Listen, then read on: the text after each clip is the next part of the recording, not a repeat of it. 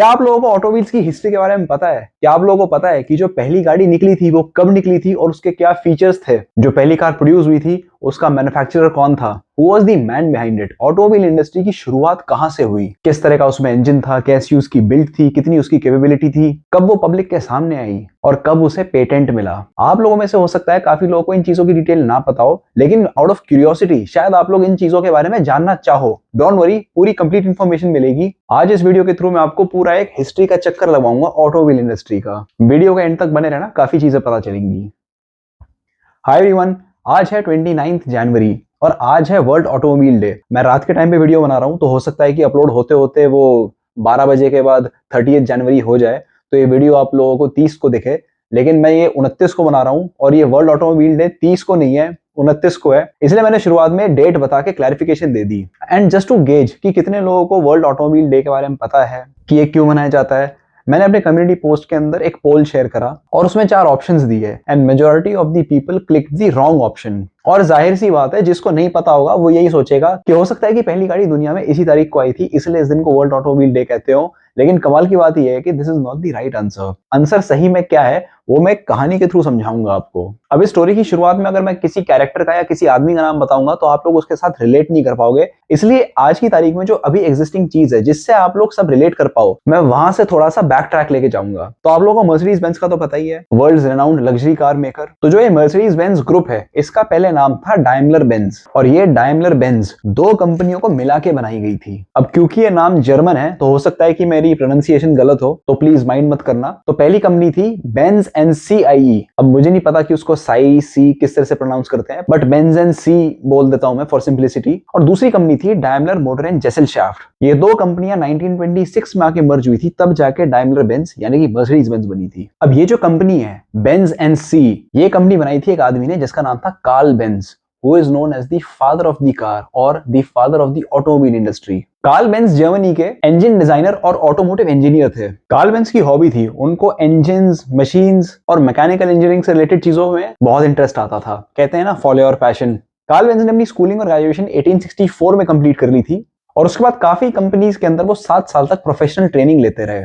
उसके बाद वो शिफ्ट हो गए जर्मनी के एक शहर में मैनहाइम में। वहां पे उन्होंने एक स्केल्स की फैक्ट्री ज्वाइन करी, स्केल मतलब तराजू, और वहां पे वो as a draftsman and designer नौकरी कर रहे थे। वहां से वियना चले गए किसी आयरन कंस्ट्रक्शन कंपनी में काम करने के लिए। फिर 1871 में वापस मैनहाइम में आए और एक बंदा था ऑगस्ट ब्लिटर, इसका नाम ज्यादा जरूरी नहीं है, उसके साथ मिलकर उन्होंने एक आयरन फाउंड्री और मैकेनिकल वर्कशॉप स्टार्ट करी। शुरू के 1 साल में बिजनेस कुछ खास चला नहीं, बिजनेस पार्टनर खराब निकला, काफी सारे बिजनेस टूल्स इंपाउंड हो गए। फाइनली पार्टनर की वजह से जो घाटा हुआ उसकी भरपाई करने के लिए और उस पार्टनर के शेयर्स खरीदने के लिए कार्ल बेंज की जो वाइफ थी बर्था रिंगर, उन्होंने अपनी डाउरी के पैसे लगाए कार्ल बेंज को हेल्प करने के लिए। सो बेसिकली 1872 के अंदर सारे पैसे झोंक के, घाटा खा के, उसके बाद कार्ल बेंज उस फैक्ट्री को चलाने की कोशिश कर रहे थे और 6 साल तक वो नए इंजन्स बनाने के लिए स्ट्रगल करते रहे। फाइनली 1878 आते आते उनको लगा कि भी अगर ज्यादा रेवेन्यू कमाना है तो नए पेटेंट्स डेवलप करने पड़ेंगे, नई टेक्नोलॉजी इन्वेंट करनी पड़ेगी। उनका सबसे पहला फोकस था to build a reliable petrol 2 stroke engine. और फाइनली मेहनत करते कराते जो वो 1871 से कोशिश करते आ रहे थे, 31 दिसंबर 1879, 8.5 या 9.25 साल के बाद उन्होंने पहला 2 स्ट्रोक इंजन बनाने का काम खत्म किया और उसका पेटेंट उनको 6 महीने के बाद 28 जून 1880 में मिला। याद रखना, 1864 में ग्रेजुएशन करी, 7 साल नौकरी करी 1871 तक। 1871 में उन्होंने किसी बंदे के साथ पार्टनरशिप में कंपनी खोली। 1 साल वो बहुत बुरी तरह से फेल हुआ, उनके बिजनेस पार्टनर ने भी उनको धोखा दे दिया, बिजनेस के टूल्स इंपाउंड हो गए, फाइनेंशियल डिफिकल्टी थी।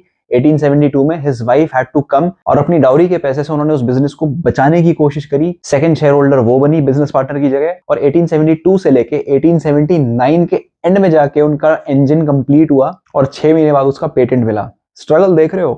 कार्ल बेंज ने उस इंजन को बनाने में इतनी मेहनत करी थी, इतना हार्डवर्क किया था कि वो इंजन तो सक्सेसफुली बन गया, उस इंजन का पेटेंट भी मिल गया, लेकिन उस इंजन के अंदर काफी सारे सब्सिडरी कंपोनेंट्स यूज होते हैं। लगे हाथ उनको उन सारे कंपोनेंट्स की इन्वेंशंस का भी क्रेडिट मिला और उनका भी पेटेंट मिला। एक प्रोडक्शन स्टैंडर्ड 2 स्ट्रोक इंजन बनाने के लिए उन्होंने सक्सेसिव इन्वेंशंस कर दी। इंजन का पेटेंट मिलने के बाद उन्हें फॉलोइंग चीजों के पेटेंट्स भी मिले: speed regulation system, ignition using sparks with battery, spark plug, carburettor, clutch, gear shift और वाटर रेडिएटर। वो होता है ना कि एक बड़ी सक्सेस हासिल करी, उसके बाद और भी छोटी छोटी सक्सेसेस साथ में आ गई। सब कुछ सुनने में बहुत अच्छा लग रहा होगा कि कार्ल बेंज की लाइफ सेट हो गई, लेकिन प्रॉब्लम्स अभी खत्म नहीं हुई। 1882 में, यानी कि इंजन का पेटेंट मिलने के और इतने सारे पेटेंट्स मिलने के ठीक 2 साल बाद बैंक्स का प्रेशर आने लगा। ऑब्वियसली बात है कि इतने बड़े बड़े काम करने, इतने इन्वेंशंस और एक्सपेरिमेंट्स करने, वो भी बिना किसी फाइनेंशियल सपोर्ट के, कहीं ना कहीं उन्होंने लोन लिया होगा। बैंक्स ने बोला कि ये जो आपका हस्बैंड वाइफ का एंटरप्राइज है, इसमें आप जो भी काम कर रहे हो, इसकी प्रोडक्शन कॉस्ट बहुत ज्यादा है, you have to get it incorporated. जब इकोनॉमिक क्राइसिस में पड़े हुए देश आईएमएफ से लोन मांगते हैं, तो आईएमएफ की टर्म्स एंड कंडीशंस का भी पालन करना होता है। बस कुछ ऐसा ही था। सो जो ये बेंज कपल था, कार्ल बेंज और उनकी वाइफ बर्था रिंगर, जो पहले थी, शादी के बाद बर्था बेंज हो गई। So the Benz couple had to forcefully incorporate the company, और इनकॉर्पोरेट कराने के बाद उनको और भी 2 लोगों को जोड़ना पड़ा उस कंपनी के साथ, ताकि वो एडिशनल बैंक सपोर्ट ले सकें। और वो जो 2 नए एडिशनल लोग थे, they became joint stock holders. तो company basically joint stock holding company बन गई। सो जो iron foundry and mechanical workshop थी, उसका नाम बदल के हो गया gas motor and fabric Mannheim. Gas motor इसलिए क्योंकि उन्होंने गैसोलीन इंजन बनाया, और मैनहाइम इसलिए because Mannheim was the name of the city Germany में। सो 1882 में ये यहां तक पहुंच गए। सारी की सारी इनकॉर्पोरेशन अग्रीमेंट्स और सारे लीगल डॉक्यूमेंटेशन होने के बाद कार्ल बेंज जो थे, he was very unhappy, because उनके पास सिर्फ कंपनी के 5% शेयर्स बचे हुए थे और एक डायरेक्टर की पोस्ट दे दी। नए प्रोडक्ट्स डिजाइन करने के लिए वो जो भी आइडियाज सामने रखते थे, those ideas never got accepted. तो 1 साल के बाद 1883 में ही विड्रू फ्रॉम द कंपनी। जिस कंपनी को बनाया, स्टार्ट किया, इतने पेटेंट्स वगैरह निकाले, फाइनली उस कंपनी को छोड़ के जाना पड़ा। फिर उसी शहर में मैनहाइम में वो एक साइकिल रिपेयर शॉप में गए, जहां पे उनको 2 लोग और मिले, और उन दोनों के साथ मिलकर उन्होंने 1883 में ही नई कंपनी शुरू करी, और उस कंपनी का नाम था बेंज एंड सी। शुरुआत 3 लोगों से हुई, कंपनी बढ़ती चली गई, 25 एम्प्लॉइज आ गए, और धीरे धीरे उस कंपनी ने स्टैटिक गैस इंजन बनाने भी स्टार्ट कर दिए। अब कंपनी अच्छी चल रही थी, पैसे भी आ रहे थे, तो कार्ल बेंज को लगा कि यार क्यों ना मैं अपना पैशन जो है उसको पूरा करूं। अब ये 1870s और 80s का जो जमाना था, उस टाइम पब्लिक ट्रांसपोर्ट के नाम पे सिर्फ हॉर्स कैरेजेस चलती थी। वो एक कैरेज होती है और सामने घोड़ा उसको चला रहा है। हमारे इंडिया में उसको टांगा भी कहा जाता था। वो जैसे बसंती धन्नो को नहीं कहती थी कि चल धन्नो, वो वाला टांगा, याद अगर हो शोले फिल्म से। सो कार्ल बेंज का पैशन था कि मुझे कैरेज बनानी है, लेकिन हॉर्सलेस कैरेज बनानी है। सो कार्ल बेंज के पास क्या क्या था? पहली बात तो वो एक साइकिल रिपेयर शॉप में आए थे, तो साइकिल के जो पहिए होते हैं, साइकिल के जो कंपोनेंट्स हैं, उनके पास वो थे। और 1880 के अंदर उन्होंने एक 2 स्ट्रोक पेट्रोल इंजन बना लिया था, तो उनके पास इंजन था। उन दिनों हॉर्स कैरेजेस जो होते थे, उनके जो व्हील्स थे वो लकड़ी के हुआ करते थे। अब लकड़ी के व्हील ये कहां से लाए? ये तो थे साइकिल रिपेयर शॉप में। तो साइकिल के पहियों का इन्होंने एक बड़ा वर्जन ले लिया, जिसे कि कहते हैं 3 वायर्ड स्पोक व्हील। जो उन्होंने 2 स्ट्रोक इंजन बनाया था, उसका उन्होंने एक 4 स्ट्रोक वेरिएंट निकाला। उन दोनों व्हील्स को चलाने के लिए, जैसे साइकिल में चेन नहीं होती, वैसी 2 रोलर चेन ली। इंजन को एक्सल तक पावर देने के लिए एक बेल्ट और पुली लिए। अब सवाल यह था कि कैरेज की बॉडी कैसी हो। ज्यादा तामझाम था नहीं, तो एक ट्यूबुलर स्टील फ्रेम लिया। फ्रेम के ऊपर एक सीट थी जिसपे 2 लोग बैठ सकते थे। फ्रेम के नीचे की साइड 2 व्हील्स अटैच हो सकते थे, और पीछे एक खाली प्लेटफॉर्म छोड़ दिया रियर व्हील्स के बीच में, जहां पे कि वो इंजन को रखते हैं। सो पहियों के बीच में एक इंजन है, इंजन चलेगा, वो एक पुल्ली को पावर देगा। पुल्ली के ऊपर एक बेल्ट है, उस बेल्ट से एक्सल घूमेगी। एक्सल के लेफ्ट साइड में और राइट साइड में एक रोलर चेन है, जैसे साइकिल में चेन होती है, और वो चेन जाके जो पीछे के व्हील्स हैं उसके साथ में एक टूथेड गियर लगा हुआ है, उस गियर में जाके फिट होती है। ठीक वैसी जैसे हमारी साइकिल की चेन पिछले पहिए के साथ एक टूथेड गियर के साथ अटैच्ड होती है, जब हम पेडल करते हैं तो रेयर व्हील से पावर जाती है, तो उसी तरह से इसके अंदर भी रेयर व्हील से पावर जाती है। सामने आगे की तरफ 2 पहिए नहीं थे, सिर्फ एक पहिया था, क्योंकि स्टीयरिंग मैकेनिज्म काफी ज्यादा कॉम्प्लिकेटेड हो जाता अगर 2 पहिए होते आगे। और इस तरह से इन्होंने दुनिया की पहली गाड़ी बनाई, called the Benz motor wagon, in 1885। और ये जो बेंज मोटर वैगन थी, जो उन्होंने 1885 में बनाई, that car is considered the first practical modern automobile. अब इस गाड़ी की टेक्निकल स्पेसिफिकेशंस बताता हूं मैं आप लोगों को। इसकी इंजन आउटपुट थी 0.73 bhp। इंजन की स्पीड जा सकती थी मैक्सिमम 400 आरपीएम तक, और इंजन की कैपेसिटी थी 950 सीसी। आज के जमाने की गाड़ियों के हिसाब से तो बहुत ही अंडर पावर्ड लगता है, लेकिन उस टाइम के हिसाब से तो बहुत पावरफुल इंजन था। इक्विपमेंट और टेक्नोलॉजी के मामले में ये गाड़ी बहुत एडवांस थी। इस गाड़ी में थे automatic intake slider, controlled exhaust valve, advanced ignition system, high voltage electrical vibrator ignition with a spark plug, और इंजन कूलिंग के लिए रेडिएटर नहीं था, बल्कि water siphon evaporation cooling technology use करी गई थी। और इस गाड़ी में डिफरेंशियल भी था। गाड़ी रियर व्हील ड्राइव थी और स्टीयरिंग फ्रंट था, क्योंकि आगे सिर्फ एक पहिया था। गाड़ी का फ्रंट व्हील एक फोर्क से सस्पेंडेड था, और एक क्रैंक और टूथेड रैक से ये स्टीयरिंग मैकेनिज्म चलता था। इस गाड़ी के अंदर रिवर्स करने का कोई प्रोविजन नहीं था और इस गाड़ी के अंदर कोई फुट ब्रेक नहीं थी कि आपने पेडल दबाया और गाड़ी रुक गई। ड्राइवर के साथ में एक हैंड लीवर था, उसको अगर आप खींचोगे तो उससे ब्रेक लगती थी। लीवर को खींच के वो काउंटर शाफ्ट बेल्ट पुली पे एक्ट करती थी, जिससे कि गाड़ी की स्पीड धीरे होती थी। अब सबसे इंपॉर्टेंट चीज जो हम आज भी देखते हैं कि गाड़ी की माइलेज क्या थी। तो इस गाड़ी की माइलेज थी 10 किलोमीटर पर लीटर। इतने सारे फीचर्स और कैपेबिलिटीज की वजह से इस मोटर वैगन को ऑटोमोबाइल इंडस्ट्री का रेवोल्यूशन माना जाता है। 1885 के अंदर ये गाड़ी बनाई गई, इसका एक डेमोन्स्ट्रेशन भी कराया गया पब्लिक में, लेकिन इस गाड़ी को कंट्रोल करना थोड़ा सा डिफिकल्ट था, जिसकी वजह से इस गाड़ी का दीवार में कोलिजन हो गया। और फाइनली ये गाड़ी जो 1885 में बनी, 29 जनवरी 1886 को कुछ जगहों में लिखा हुआ है कि पेटेंट फाइल किया गया और कुछ जगहों में लिखा हुआ है कि पेटेंट ग्रांट हुआ। तो मुझे ऐसा लगता है कि क्योंकि ये गाड़ी इतनी ज्यादा पॉपुलर हो गई थी, इसके पब्लिक डेमोन्स्ट्रेशन भी 1885 में हुए थे एंड एवरीबॉडी न्यू कि ऐसी कोई चीज पहली बार दुनिया में आई है। तो देयर इज अ पॉसिबिलिटी कि 29 जनवरी 1886 में उसी दिन उन्होंने इसको पेटेंट को अप्लाई किया और उसी दिन वो पेटेंट शायद अप्रूव भी हो गया हो। क्योंकि अगर आप टॉप गियर की वेबसाइट पे और मर्सिडीज बेंज की ऑफिशियल वेबसाइट पे जाओगे तो वहां पे यही लिखा हुआ है कि 29 जनवरी को पेटेंट अप्लाई किया गया, लेकिन अगर आप car and bike as well as Wikipedia page पे जाओगे तो वहां पे लिखा हुआ है कि पेटेंट ग्रांट हुआ। तो इसलिए मुझे ऐसा लगता है कि देयर इज अ पॉसिबिलिटी कि उसी दिन पेटेंट अप्लाई किया गया हो और उसी दिन पेटेंट ग्रांट हो गया हो। And this is the reason why 29th of January is known as the world automobile day. इस गाड़ी को जो पेटेंट दिया गया था उसका पेटेंट नंबर था 37435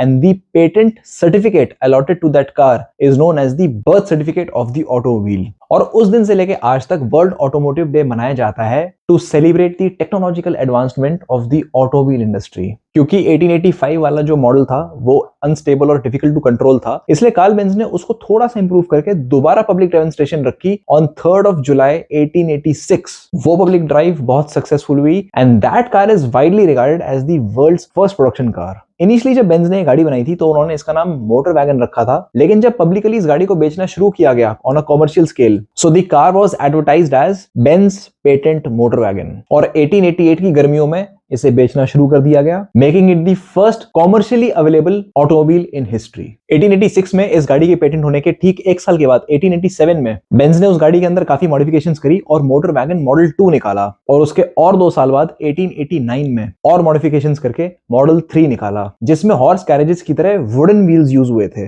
लेकिन इस मॉडल 3 का अर्लियर वर्जन जो कि 1888 में कार्ल बेंज ने बना दिया था, उस वर्जन को लेके उनकी वाइफ एक लॉन्ग डिस्टेंस ट्रिप पे चली गई। बेन अपने हस्बैंड को बताया अपनी मॉम से मिलके अपने 2 बच्चों को लेके 104 किलोमीटर का ट्रिप था। उस गाड़ी में सिर्फ 2 गियर्स थे और 2 गियर्स होने की वजह से वो हिली एरियाज पे नहीं चढ़ सकती थी। उस ट्रिप के दौरान बर्दा बेंज को इस गाड़ी में कुछ कमियां नजर आई एंड वापस आने के बाद उन्होंने अपने हस्बैंड को बोला कि इसके अंदर 3rd गियर भी डालो ताकि ये अपहिल जा सके। और इस ट्रिप के दौरान उन्होंने ब्रेक पैड्स इन्वेंट कर दिए। जब वो डाउनहिल स्लोप्स में जा रही थी तो उन्हें लगा कि इस लीवर से स्पीड अच्छे से कंट्रोल नहीं हो रही, तो उन्होंने रास्ते में एक शू मेकर ढूंढा और उस शू मेकर को कहा कि ये जो ब्रेक ब्लॉक है इसके ऊपर लेदर लगा दो और कील ठोक के फिक्स कर दो। इस गाड़ी से जब वो अपनी मदर के घर पहुंच गई तो उन्होंने फिर अपने हस्बैंड को इंटीमेट किया थ्रू टेलीग्राम कि हमारी सक्सेसफुल अचीवमेंट पूरी हुई। उनकी इंटेंशन ये थी कि वो बेंज मोटर वैगन की फीजिबिलिटी को डेमोन्स्ट्रेट करना चाहती थी कि आप इसके अंदर सेफली लॉन्ग डिस्टेंस ट्रैवल कर सकते हो, और वो उस गाड़ी की थोड़ी पब्लिसिटी जनरेट करना चाहती थी, जैसे कि लाइव मार्केटिंग भी कहते हैं। क्योंकि जाहिर सी बात है कि मार्केट में जब भी कोई नई टेक्नोलॉजी आती है जो कि आज से पहले कभी भी नहीं थी, तो उसको यूज करने में और अडॉप्ट करने में लोग काफी हेजिटेंट होते हैं। सो उस जमाने में एक अकेली लेडी ने अपने 2 बच्चों को लेके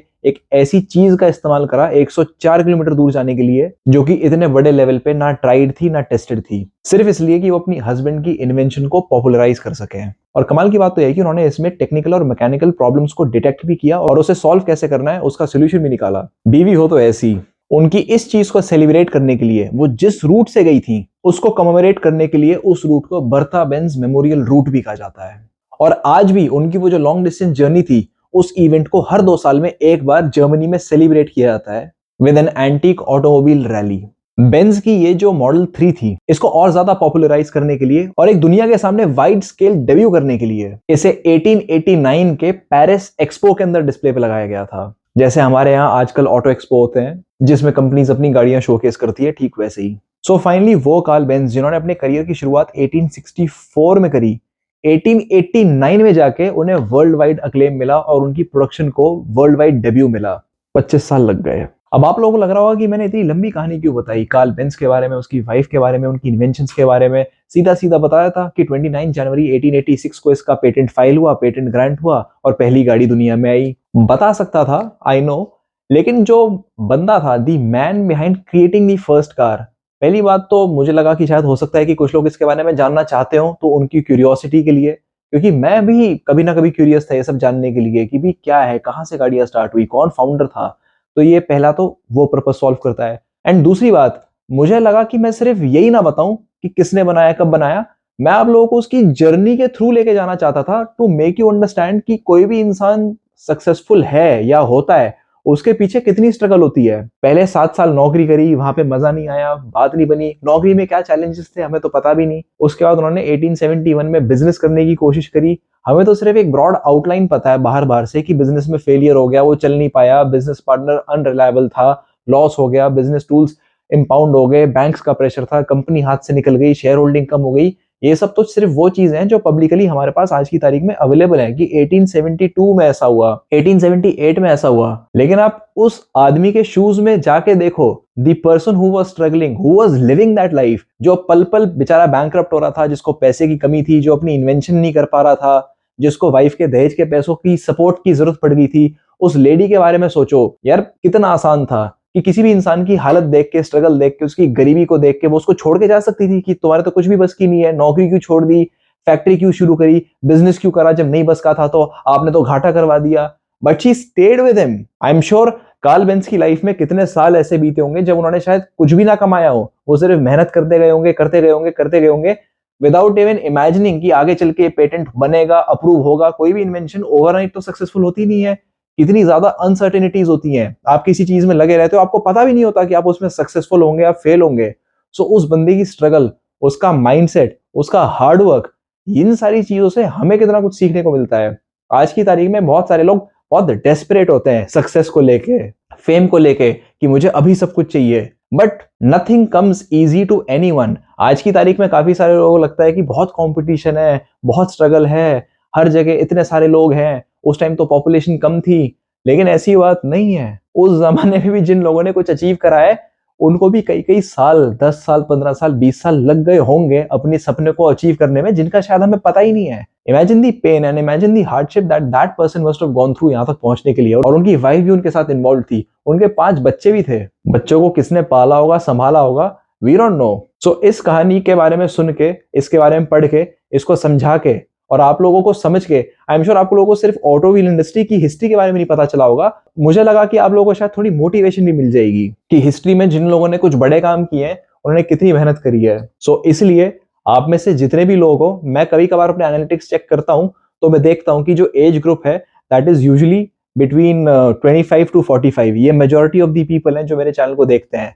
एंड आई एम श्योर जो मिड 20s में है, वो या तो किसी पेपर की तैयारी कर रहा है, या वो कॉर्पोरेट सेक्टर में घुस के अपने पैर जमाने की कोशिश कर रहा है, या वो एमबीए करना चाहता है। और जो 45 ईयर ओल्ड है या जो 40 ईयर ओल्ड है, हो सकता है कि वो अपनी नौकरी में स्विच करना चाहते हो सकता है कि उनके बिजनेस में कोई स्ट्रगल हो। तो ये जो फेज होता है ना, ये यंग एज से लेके मिडिल एज वाला, इसमें जो भी इंसान थोड़ा हाथ पैर मारना चाहता है, एम्बिशियस होता है, there is a very less probability कि उसको फटाफट से सक्सेस मिल जाएगा। There is a very high chance कि वो बंदा अपनी लाइफ में किसी ना किसी चैलेंज से जूझ रहा होगा। सो अगर आप लोगों में से कोई भी जो इस वीडियो को देख रहे हो, वैसे तो मैं जानता हूं कि व्यूज बहुत ही कम आ रहे हैं, बट फिर भी अगर कोई एक भी इंसान ऐसा है जो इस वीडियो को देख रहा है और जो कहीं ना कहीं थोड़ा सा डाउन या डिप्रेस्ड है, तो आई एम श्योर इस स्टोरी को सुन के आप लोगों को थोड़ी सी मोटिवेशन मिल गई होगी। एंड सबकी लाइफ में कुछ ना कुछ स्ट्रगल है, यहाँ भी चलती रहती है। तो मैं जाते जाते सिर्फ यही कहूंगा कि जितने भी लोगों ने इतिहास के पन्नों पे अपनी छाप छोड़ी है, उन्होंने भी बहुत घिसाई करी है। तो अगर आप लोग भी कर रहे हो तो कोई नई बात नहीं है। डू नॉट थिंक कि आप ही के ऊपर सारी आपदा रखी है। अपना मेहनत करते रहो, स्ट्रगल करते रहो। क्या पता यार, आपके बारे में भी कोई आज से 50-100 साल बाद कोई यूट्यूब वीडियो बना के आपका एग्जाम्पल दे रहा हो। सो ये था भाई वर्ल्ड ऑटोमोटिव डे के बारे में, थोड़ी सी किसी की स्ट्रगल की कहानी के बारे में। एंड मुझे लग ही रहा था कि इस वीडियो को बनाते बनाते मैं 30 जनवरी कर ही दूंगा, बट कोई बात नहीं, आप लोगों के साथ ये सब शेयर करके मुझे काफी अच्छा लगा। आप लोगों का कैसा लगा नीचे कमेंट बॉक्स में बता देना। पसंद आया हो तो लाइक कर देना। कोई और इंसान हो आप जैसा जिसको हो सकता है कि ये वीडियो पसंद आ जाए, तो शेयर कर देना, सब्सक्राइब कर देना। एल्गोरिदम इन्हीं चीजों से खुश होती है। चलो that's it for now, bye.